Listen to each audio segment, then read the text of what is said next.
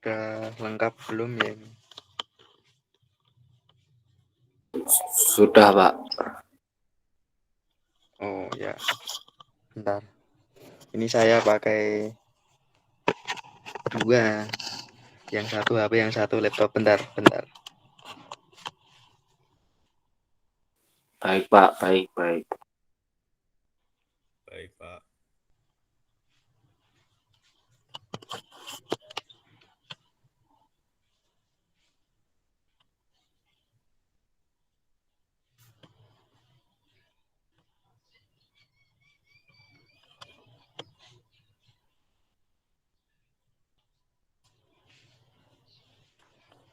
Sudah terlihat ya, anak? Belum, Pak. Sudah. Oh, sudah, Pak. Sudah. Oh, ya, siap.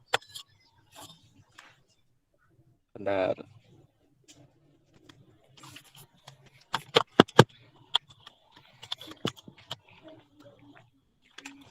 Baik, sebelum saya mulai, Bapak buka dulu ya. Assalamualaikum warahmatullahi wabarakatuh. Waalaikumsalam warahmatullahi wabarakatuh. Oke, selamat pagi.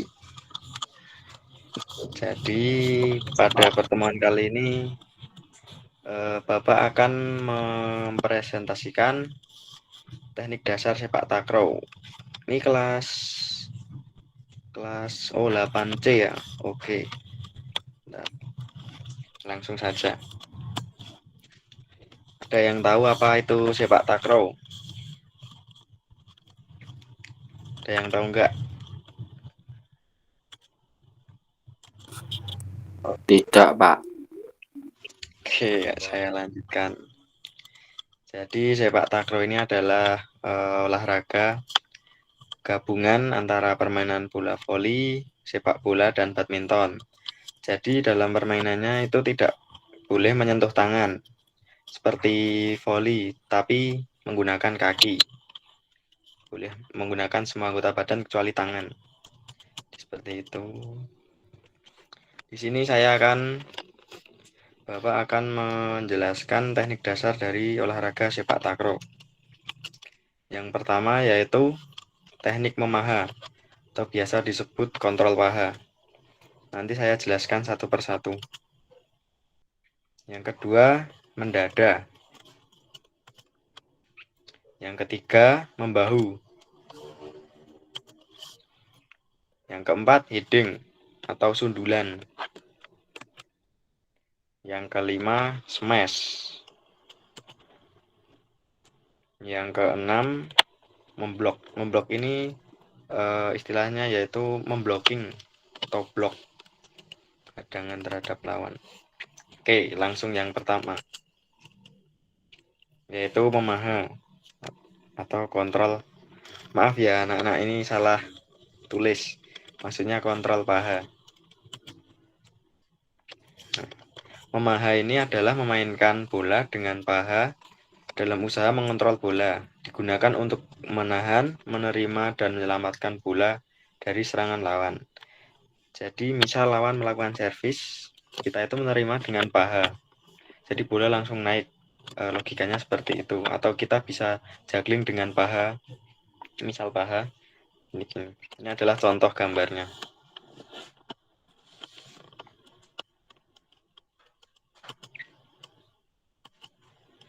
Yang kedua yaitu mendada atau kontrol dada. Mendada adalah memainkan bola dengan dada, digunakan untuk mengontrol bola untuk dapat dimainkan selanjutnya. Jadi kontrol dada ini juga bisa digunakan untuk menerima servis, menerima smash dan servis dari lawan. Tapi ini kalau untuk menerima smash sepertinya agak berat ya, karena ini dada, takut sesak. Ini contoh gambarnya. Bentar. Itu ya anak-anak.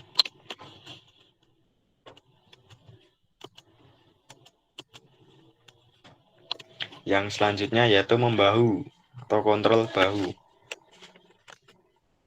Membahu adalah memainkan bola dengan bahu dalam usaha mempertahankan dari serangan pihak lawan yang mendadak, di mana pihak pertahanan dalam keadaan terdesak dan dalam posisi yang kurang baik. Jadi membahu ini lebih ke dominan ke refleks gerak. Jadi kan bolanya itu keras, jadi refleks gerak gini tidak efektif untuk digunakan secara efisien. Selanjutnya heading. Heading adalah teknik menyundul bola yang digunakan untuk menerima bola pertama dari pihak lawan, menyelamatkan bola dari serangan lawan. Posisi bola biasanya ada di atas dan tidak mudah untuk kaki pemain menjangkaunya. Jadi heading ini lebih tepatnya digunakan untuk menerima servis atau mungkin smash kalau posisinya pas. Untuk menyerang juga efektif sekali. Ini contoh headingnya. Seperti itu.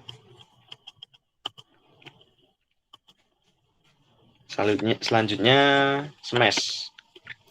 Smash ini terdiri dari smash keding dan gulung.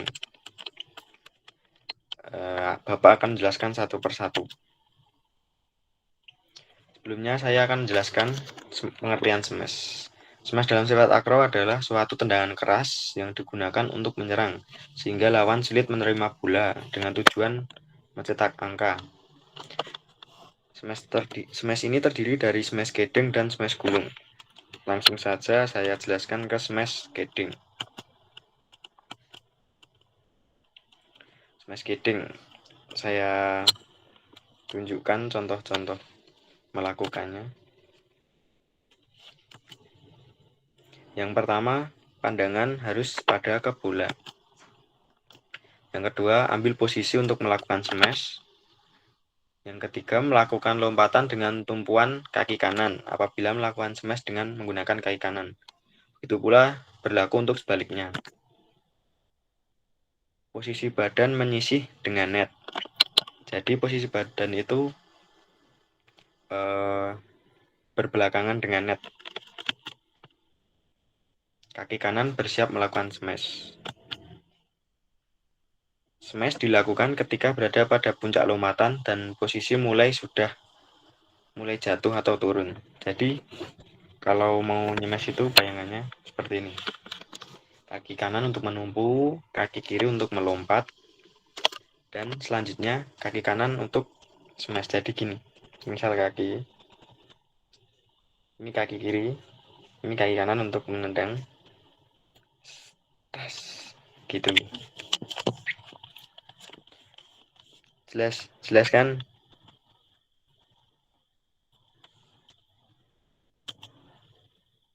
Gini contoh gambarnya. Nah, yang itu langkah-langkahnya.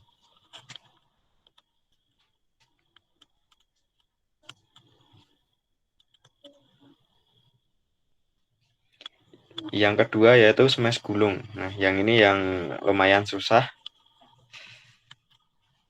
Teknik pelaksanaannya adalah sebagai berikut. Nanti saya akan tunjukkan gambarnya. Yang pertama, pandangan harus fokus pada bola. Kedua, ambil posisi untuk melakukan smash.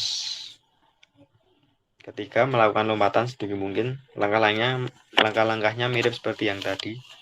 Bedanya yang ini seperti salto gitu.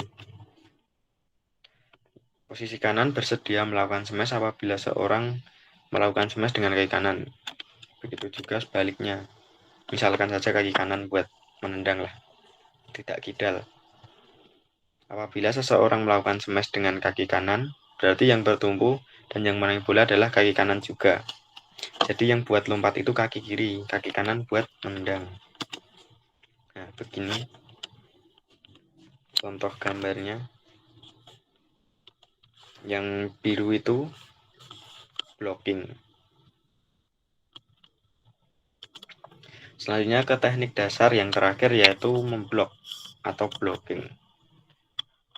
Blocking ini adalah teknik menghadang bola menggunakan beberapa anggota badan, kecuali tangan. Tujuan dari blok ini sama dengan olahraga lainnya, yaitu membendung atau menggagalkan smash yang dilakukan oleh pihak lawan. Blok dalam sepak takraw ini bisa menggunakan ujung kaki sampai paha dan menggunakan bagian punggung badan. Jadi menggunakan belakang badan sini, belakang net.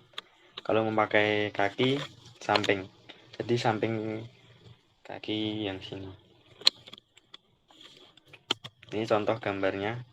Kalau yang menggunakan kaki, bentuknya seperti itu. Untuk menggunakan punggung badan seperti itu. Udah jelas. Nah, dari sini apakah ada yang ingin ditanyakan, anak-anak?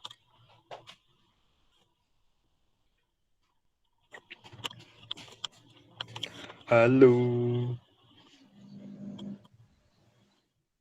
Saya izin, Pak. Ya, Izin gimana? Gimana, Adin? Oh, Adin. Ayo, Adin. Ya, oke. Berkaitan dengan teknik blocking, biasanya kesulitannya untuk teknik blocking itu apa aja ya, Pak? Oke, baik. Pertanyaan yang bagus dari Mas Adin. Terima kasih. Jadi kesulitan melakukan blocking yaitu pada saat melakukan blocking itu kan blocking yang menggunakan punggung badan atau kaki, Mas Adin? Blocking yang sering digunakan apa aja ya, Pak? Mungkin ketiganya bisa dijelaskan. Keduanya, Mas Adin. Oh ya, keduanya. Oke, baik. Terima kasih. Untuk kalau menggunakan bagian kaki tadi yang ini ya. Nah, yang ini yang kaos oranye itu mungkin kesulitannya pada saat mengangkat kaki itu harus tinggi. Soalnya kan itu latihan jumping juga. Kalau yang menggunakan punggung badan itu sepertinya tidak efektif. Kalau menurut Bapak tidak efektif karena itu kan bola bisa mengarah ke samping badan kanan dan kiri. Jadi itu apa? Bentengnya itu tuh tidak selebar yang menggunakan kaki itu. Soalnya kan jangkauan bola itu kan cuma jangkauan bola smash. Kalau pas turunnya kan rata-rata ya 10 sampai 30 cm di atas net lah. Jadi kalau menggunakan punggung badan itu terlalu tinggi, nanti malah kena kepala, repot. Mungkin ya kesulitannya di situ, Mas Adin. Terima kasih. Apakah kurang jelas atau gimana? Matur suwun, Pak. Oh Sangat ya, sama-sama Mas Adin. Apakah ada lagi yang ingin ditanyakan terkait teknik dasar sepak takraw ini? saya, Pak. Oke, siapa ini? Mas Rembo. Oke, silahkan Mas Rembo. Ya, Pak. Saya Rembo Grand, absen 19, Pak. Oke, Rembo, saya catat dulu. Oke, silahkan Mas Rembo. Dalam bermain sepak takraw, apakah kontrol itu dapat diasah menggunakan juggling, Pak? Terima kasih. Oh, cukup. Oke, siap. Apakah kontrol bisa dilakukan menggunakan juggling? Oke, pertanyaan yang bagus. Dalam sebelumnya ya saya jelaskan.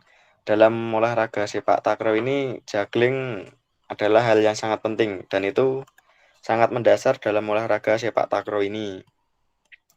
Jadi ya gimana tadi pertanyaannya Mas Rembu?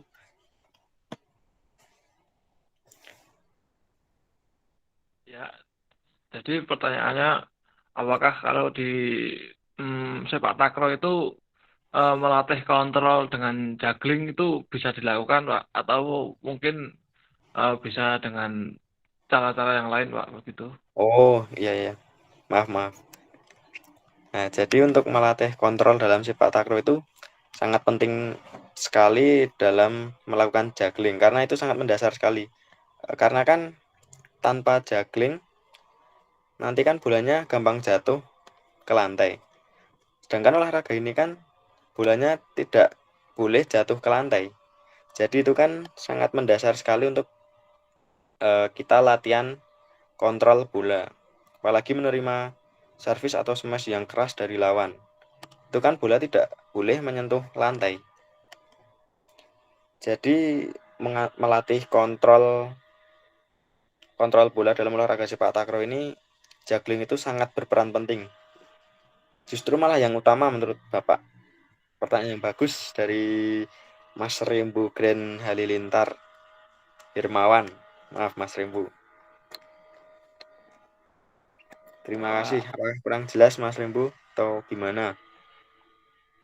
Cukup jelas, Pak. Oke, siap. Terima kasih. Ada lagi yang ingin ditanyakan dari teman-teman? Saya Pak izin bertanya. Oke, Mas Tito. Silahkan Mas Tito. Tadi kan kalau sepak takraw nggak boleh pakai tangan ya Pak. Oh, iya, ya. Kalau nggak sengaja gimana Pak? Sumpama lagi ngeblok tersentuh atau gimana gitu Pak. Apakah Itu pelanggaran atau gimana ya Pak? Terima tetap kasih. pelanggaran. Tetap pelanggaran, Pak. Mas. Itu kan ini olahraganya tidak boleh terkena dari bagian sini sampai sini, ujung sini. Jadi jika terkena dengan sengaja atau tidak sengaja tetap pelanggaran. Ya seperti sepak bola, gitu Mas Tito. Ya baik Pak, terima kasih Pak. Nanti kalau wasitnya tidak tahu ya nggak apa-apa. Oke, siap. Satu kali lagi Pak, apakah di takraw itu ada kayak kalau sepak bola ada teknologi VAR gitu, kalau di takraw ada nggak Pak? Kalau untuk melihat bola masuk masih di dalam garis atau gimana gitu Pak? Sudah Terima ada, kasih. sekarang sudah ada. Dari tahun Bapak lupa belum lama ini sudah ada. Jadi kayak sepak bola itu, jadi misal masuk atau outnya itu bisa dilihat dengan VAR itu dari rekaman hasil dari video yang tadi teknologi VAR itu. Tangan yang bagus Mas Tito. Baik Pak, terima kasih Pak. Izin masuk Rifki. Oke, siap Mas Rifki. Mana Pak? Ada lagi yang ingin ditanyakan? Saya mau bertanya Pak. Oke, siap Mas Rifki. Wah, langsung semangat. Kan dalam sepak takraw itu ada yang namanya smash pakai kaki ya Pak. Nah, ya. Nah itu kok saya itu latihan-latihan terus kok nggak bisa-bisa, kuncinya itu di mana ya Pak? Biar bisa melakukan smash dengan kaki seperti itu. Oke, bagus. Jadi kunci utamanya olahraga ini yaitu lentur. Jadi kalian itu harus lentur. Jadi kaki kan harus di atas kepala. Kalau di sini kan bolanya melambung. Kalau di sini, misal endangnya di sini. Jadi kaki itu harus di sini. Jadi kunci utamanya itu badan kalian harus lentur. Dengan cara latihan ya pertama-tama yaitu cium lutut dulu nggak apa-apa. Dengan lari-lari kecil nanti kalian latihan split pelan-pelan nanti supaya kaki bisa lentur untuk mengangkat ke atas. Dan faktor tubuh yang gemuk itu mungkin juga bisa. Oh, Mas Rifki ini gemuk loh. Ya lumayan Pak, berat badan 70. Wah, gila. Oke, jadi ya mungkin kuncinya itu yang penting lentur. Jadi untuk ukuran bentuk badan gemuk atau ya bisa dikatakan ideal lah. Kalau gemuk itu untuk olahraga ini agak susah karena untuk mengejar bola juga nanti butuh kecepatan lari yang sangat lincah. Seperti itu Mas Rifki. Yang penting kelenturan ya. Siap, Baik pertanyaan Pak, yang terima kasih. siap sama-sama. Ada lagi yang ingin ditanyakan? Saya Pak. Oke, Mas Habib kok suaranya pelan ya ini ya. Iya Pak. Nggak kedengaran. Mas Habib ya. Gimana Mas Habib? Nah, terkait dengan yang Bapak katakan tadi kan postur tubuh gemuk itu kan kurang mendukung ya, Pak. Kurang gimana? Kurang suaranya kok pelan-pelan ini. Itu terkait dengan postur tubuh, Pak. Ya, oke. Nah, itu kan kalau yang gemuk katanya kan kurang kurang Kurang mendukung gitu di ya. sepak takraw. Nah, kalau postur tubuh tinggi atau pendek itu sangat Oke. mempengaruhi atau tidak ya? Ya, bagus, pertanyaan yang bagus dari Mas Habib. Pertanyaannya, tinggi atau pendek itu sangat berpengaruh atau tidak ya dalam olahraga sepak takraw? Oke, saya akan Ya. jawab. Kalau untuk yang bertubuh badan tinggi itu lebih kan posisi sepak takraw yang regu itu kan ada 3, tekong, yang tukang servis itu, terus umpan sama smash. Kalau yang tekong yang tengah itu, yang servis itu, kalau badannya tinggi itu sangat mendukung karena jangkauan kaki bisa ke atas dan servisnya bisa lebih tajam lah. Jadi postur tubuh tinggi itu cocok ke tekong yang bagian servis itu. Kalau misal pendek itu tidak masalah. Yang penting kan olahraga ini bukan kelenturan dan skill lah. Setiap olahraga itu mempunyai skill masing-masing. Tubuh pendek itu posisi smash bisa, posisi feeder bisa, tekong pun bisa, tapi lebih efektif yang berpostur tubuh tinggi untuk tekong. Yang pendek itu yang berpostur tubuh pendek, ya bapak ini juga pendek, ya mungkin lebih ke umpan, bisa dikatakan kalau di volley itu toser. Nah itu yang di toser volley kan kebanyakan tidak tinggi kan. Nah seperti itu. Cukup jelas Mas Habib? Iya, Pak, jelas. Oke, ada pertanyaan lagi? Oke, cukup ya mungkin, soalnya ini jam 9, Bapak ada rapat nanti di SMP sana, Biduan. Oke, mungkin cukup jelas ya anak-anak pertemuan pada pagi hari ini. Nanti kalian nonton di YouTube aja ya pertandingan sepak takraw Indonesia melawan Malaysia, bisa menambah ilmu dan pengetahuan. Pak, Oke. mau bertanya lagi, Pak. Oke, Mas Rifki, silahkan. Kalau di sepak takraw itu penilaiannya bagaimana ya, Pak? Pengambilan nilainya? Pengambilan poinnya. Iya, iya. Terus berapa set gitu? Oh, baik, saya akan jawab. Kalau di sepak takraw itu sekarang menjadi 3, jadi 2 kali kemenangan. 3. Jadi misal yang pertama si tim A menang, yang kedua tim B menang, yang ketiga itu penentuan. Dan setiap set itu poinnya 1-3 set itu tetap 21 poin. Tetapi melakukan servisnya beda sama volley. Ini servisnya bergantian, jadi 3-3. Misal si tim A servis, nah poinnya tim A servis, terus tim B membuat poin. Nah kalau di volley kan tim B yang harus servis, yang buat poin. Kalau di sepak takraw itu 3 kali gantian servisnya gitu. Telah jelas Mas Rifki? Berarti kayak badminton itu ya, Pak? 21 terus 3 kali set kemenangan. Nah iya, sama badminton persis, cuma bedanya di servis.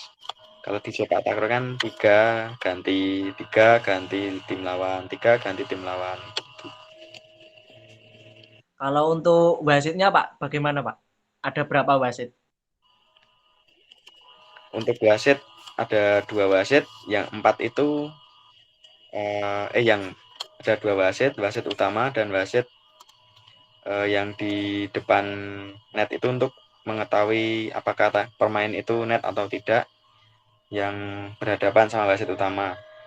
Terus yang 2 itu Placement untuk mengetahui out atau masuknya bola dengan didukung teknologi VAR. Seperti itu Mas Rifki. Ada tambahan? Baik Kak, terima kasih atas jawabannya. Siap, terima kasih Mas Rifki. Mungkin cukup ya? Cukup nggak? Cukup nggak? Cukup. Saya tutup pembelajaran pada pagi hari ini dengan berdoa. Sikap sempurna anak-anak. Doa mulai. Doa cukup. Oke. Selamat siang, saya tutup. Selamat pagi, maaf. Wassalamualaikum warahmatullahi wabarakatuh. Waalaikumsalam warahmatullahi wabarakatuh.